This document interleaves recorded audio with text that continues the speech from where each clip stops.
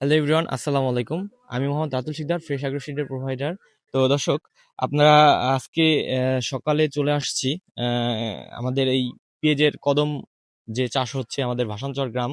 তো ফরিদপুর জেলার ঐতিহাসিক একটা মাঠ বলতে পারেন, যে এখানে পেঁয়াজের বীজের যে চাষটা এটা হয়। তো দর্শক, এখানে দেখতে পাচ্ছেন অনেক মানুষ বা এরা এই কদমগুলার তত্ত্বাবধানে কিছু কাজ করতেছে। সেটা হচ্ছে এখন পরাগায়ন টাইম। এই পরাগায়ন টাইমে এই উদ্ভাবিত উপায় বা এটা কৃত্রিম প্রযোজন বলতে পারেন, যে এই মাধ্যমে আসলে এই ইগুলার ফুলগুলাকে মৌমাছির যে কাজটা সেটা হাত দিয়ে সম্পন্ন করতেছে। তো দর্শক, আমরা তাদের সাথে কিছু কথা বলবো। ক্যামেরাটা একটু আগান।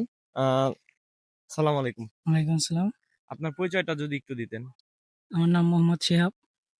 এখানে কাজ করতেছি, মানে মৌমাছি যে কাজটা সেটা আমরা হাত দিয়ে করতেছি।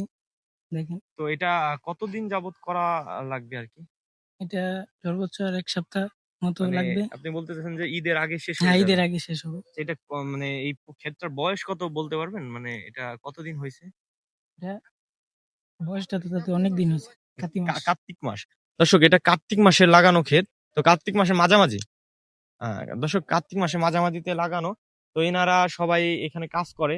তো দর্শক, আপনারা যারা আমাদের ভিডিও দেখেন, অবশ্যই একটু ভিডিওটা শেয়ার করবেন।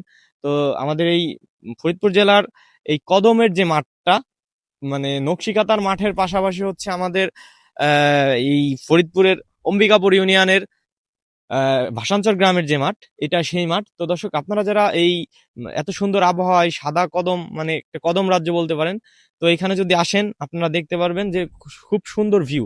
তো দর্শক, আপনারা যদি কেউ আসতে চান, আমাদের স্ক্রিনে দেয়া নাম্বার থাকবে, এবং যে কোনোভাবে আপনারা ফরিদপুর জেলা অম্বিকাপুর ইউনিয়নে আসতে পারবেন। তো দর্শক, সবাই ভালো থাকবেন। আসসালামু আলাইকুম। আজকের ভিডিও এই পর্যন্তই।